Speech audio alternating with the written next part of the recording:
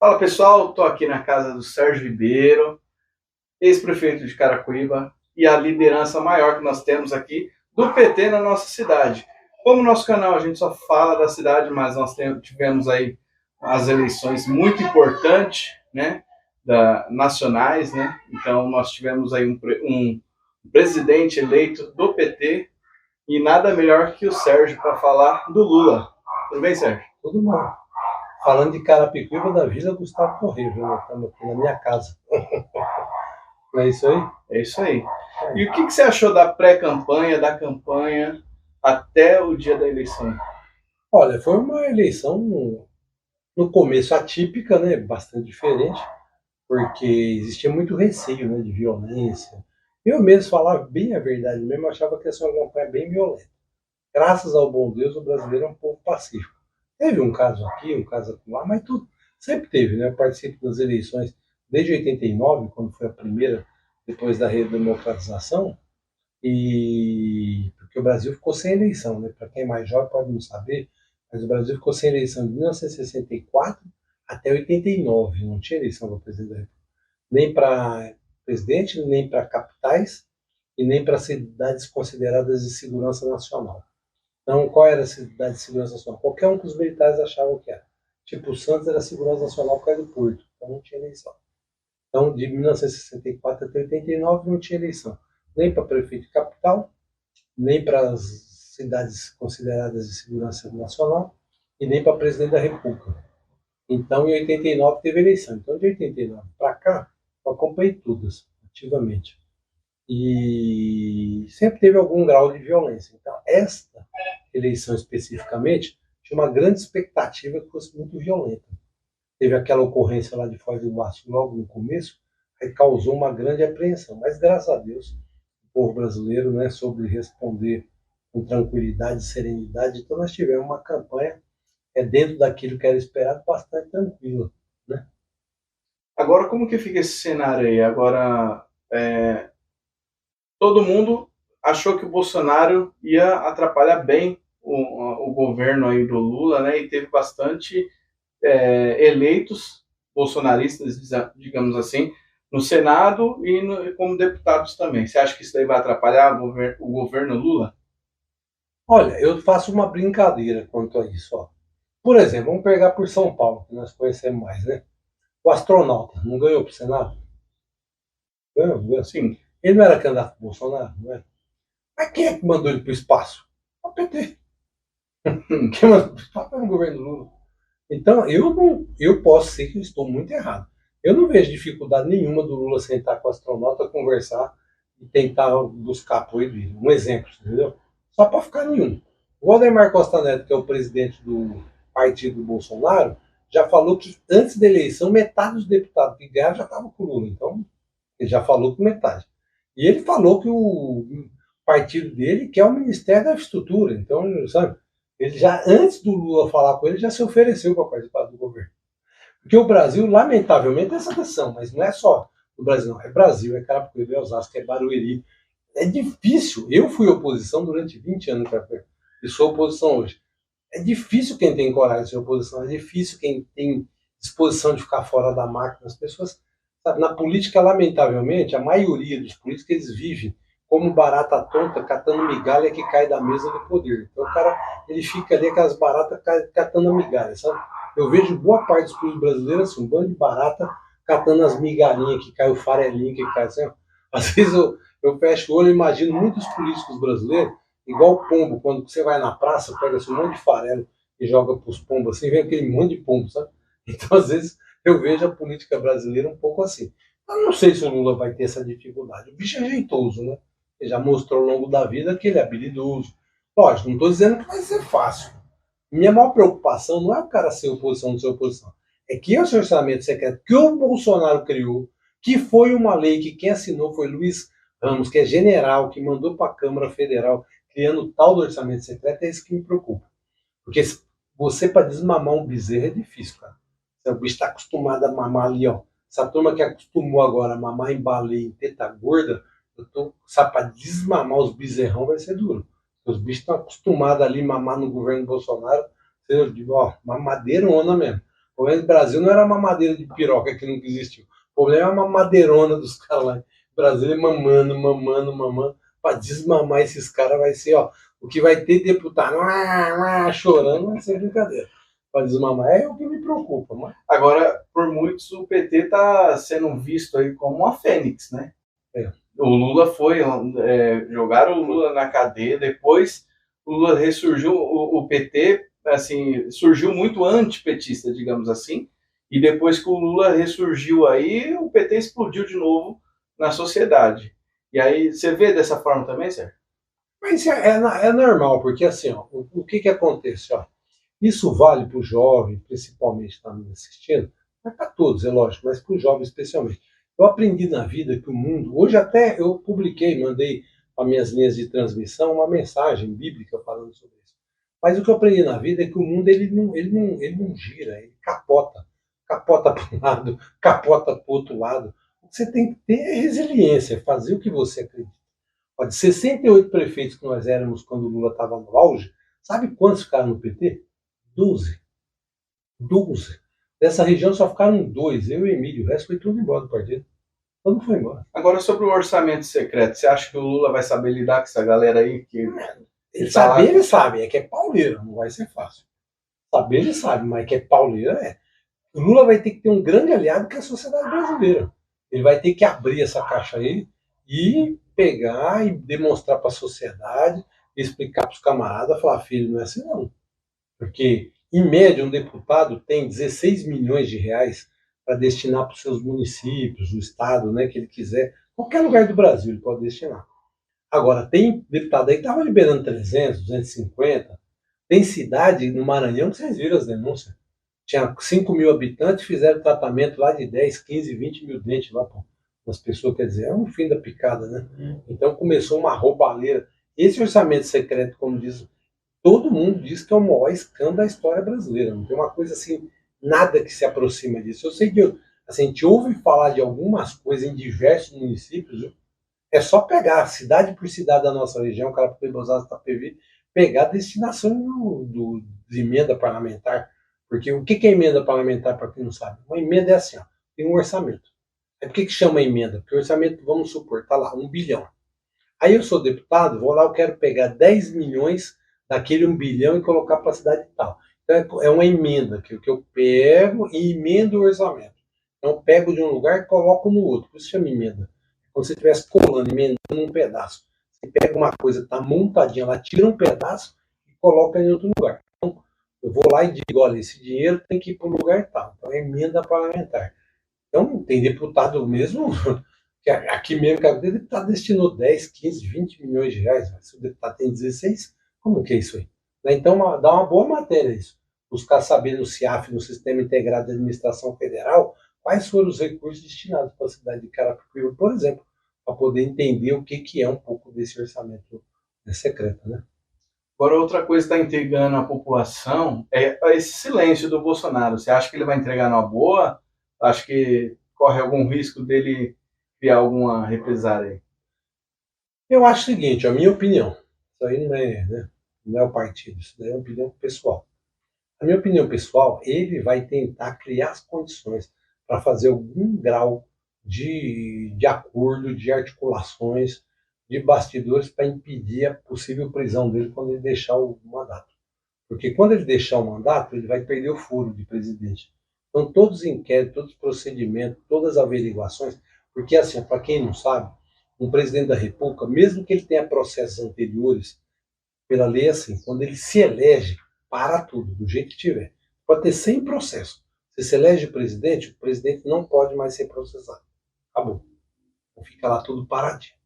Quando você perde o mandato, ou porque concluiu, ou porque não elegeu, que é o caso dele, tudo aquilo começa a andar de novo. E não é mais no Supremo, é na primeira instância que a gente chama. Volta para a primeira instância, que é o juiz da cidade original. Como ele é do Rio de Janeiro, então o juiz lá do Rio de Janeiro, da cidade do Rio de Janeiro, que vai tratar disso daí, você tá entendendo? Então foi o que ele fez com aquele 7 de setembro. Lembra que ele criou uma confusão no 7 de setembro, disse que ia botar fogo, invadir o Supremo, não sei o que lá, porque tinha os boatos que iam prender o filho dele, que é o Carlos Bolsonaro. Aí ele foi lá, negociou. Lembra que o Temer ele ligou para o Temer ligou para o Alexandre de Moraes ligou para o Bolsonaro, eles conversaram por 2 horas por telefone, acabou a história, ele nem invadiu nada, nem quebraram nada, nem fizeram nada e tudo se resolveram. Porque muita coisa que o Bolsonaro faz é triste, porque eu conheço pessoas que apoiam o Bolsonaro de boa fé. Pessoas de boa fé. Eles acreditam, tanto é que tem vários grupos aí que eu estou vendo bolsonaristas, eles estão frustrados com o Bolsonaro. Porque o Bolsonaro, ele prometeu que ia dar, né, que não ia deixar a esquerda tomar conta, poder, porque ele tem coisa que, lamentavelmente, você pode não acreditar, mas tem gente que acredita que o Lula ia criar o banheiro unissex mesmo. Tem gente que acredita que o Lula ia criar um banheiro unissex. O Lula foi presidente 8 anos. Quem cria ou não a história de banheiro, quem autoriza ou não, é o município. É Câmara e vereador. O presidente da República não trata de banheiro em escola, você entendeu? Não é papel. A lei não autoriza o presidente da República. Tem gente que acredita no que ele falou no debate, que o Alckmin não quis transferir o Marcola do PCC para os presídios federais. Gente, é um absurdo. A lei de execução penal é clara. Quem pode pedir a transferência de um preso?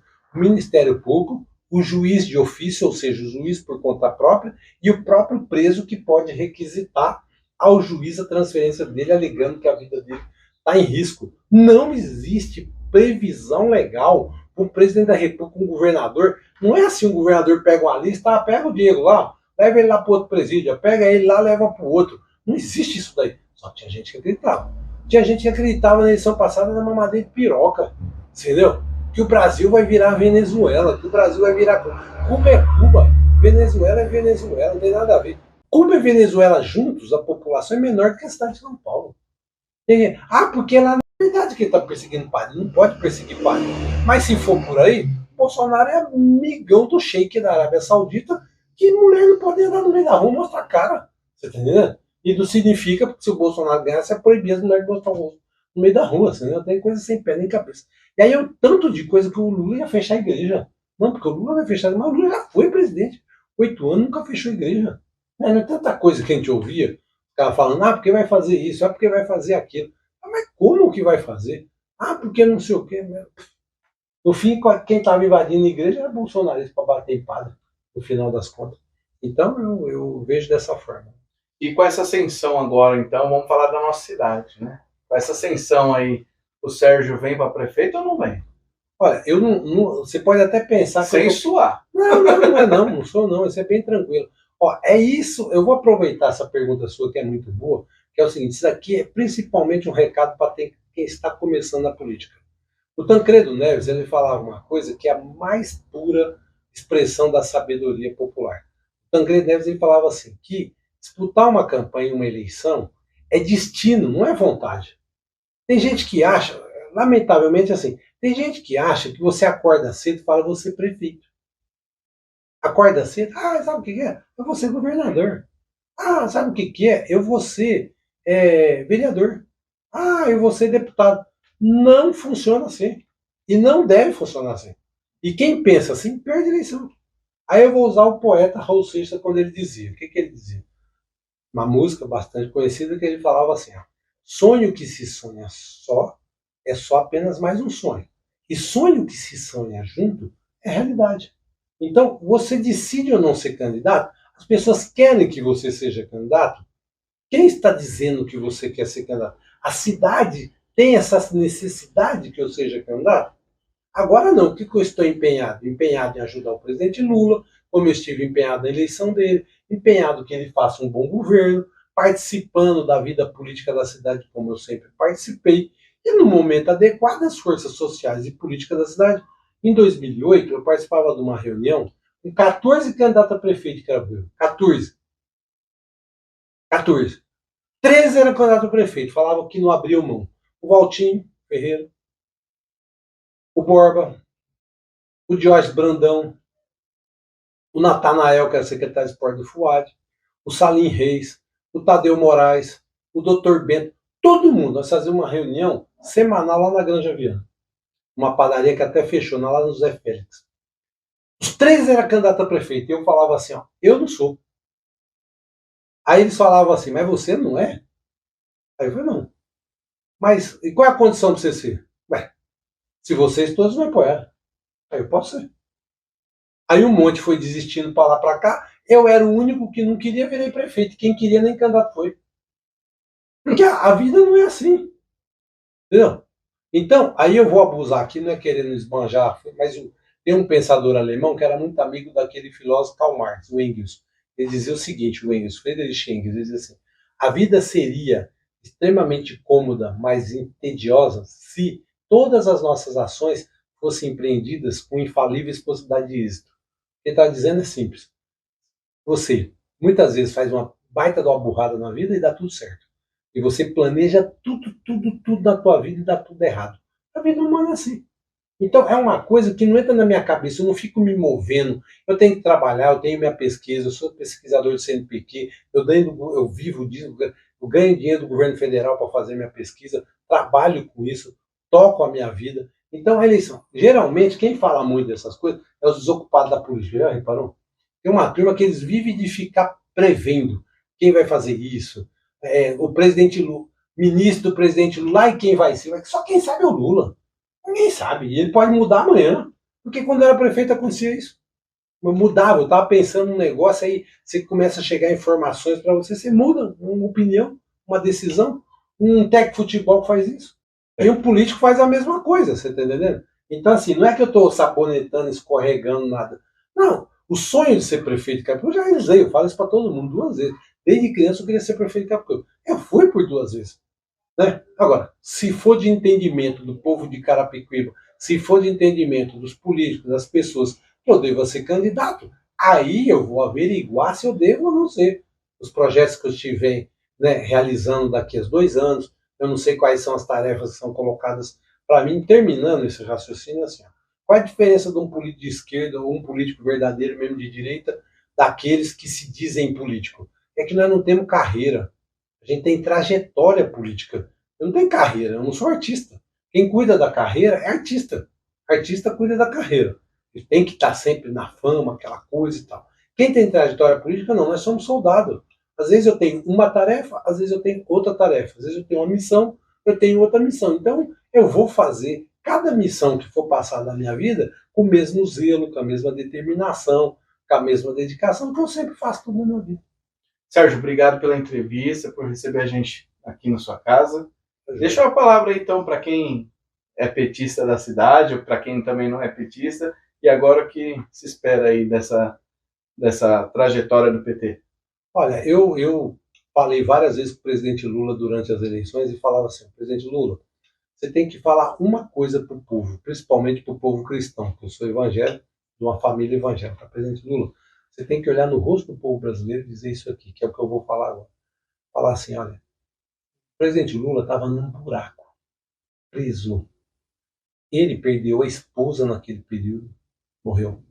Ele perdeu o irmão e ele perdeu o neto mais querido, que é o mais novo.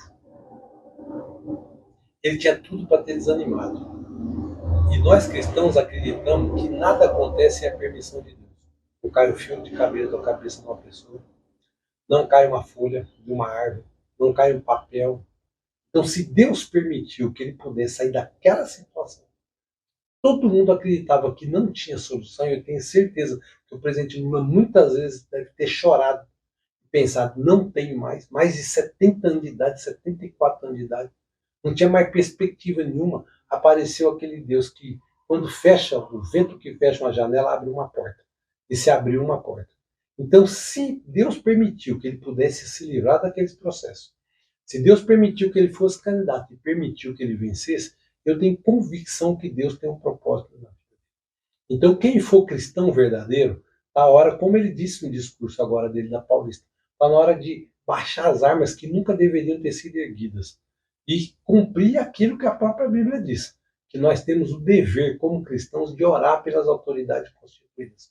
Se Lula se elegeu presidente, pode ter certeza, foi com a permissão de Deus. Porque se você acredita que Deus não tem poder para impedir que o Lula fosse presidente, é porque você não é cristão. Se ele venceu, é porque Deus tem um propósito na vida desse homem, que é a segunda prisão da vida dele, saiu no pau de arara, num caminhão, 13 dias vindo do Pernambuco para cá, passou fome, passou as dificuldades que ele passou, e como dizia a saudosa Dona Lindu, que era a mãe dele, quando ele estava desanimando de alguma coisa na vida, a Dona Lindu olhava para o rosto dele, pegava na mãozinha e falava assim, Luiz, teima, Luiz, teima, Luiz. Então a mensagem que eu deixo para você, independente de você ser político ou não, é que se a tua vida você está acreditando que não tem saída, se você acha que não vai conseguir fazer a faculdade, se você acha que seu casamento está indo para o buraco, se você acha que não tem mais uma saída diante de todas as dificuldades que está enfrentando, mire-se no exemplo do presidente Lula. Dê uma olhada para aquilo que aconteceu na vida dele, e quando Deus tem um propósito na tua vida, é o que o poeta dizia: o homem sonha, Deus quer e a obra nasce. Pode ter certeza que vai nascer na tua vida a obra que Deus tem para você. É isso aí. Carapicuíba Alerta fica por aqui, depois dessa entrevista com o líder do PT aqui na cidade de Carapicuíba, o ex-prefeito Sérgio Ribeiro.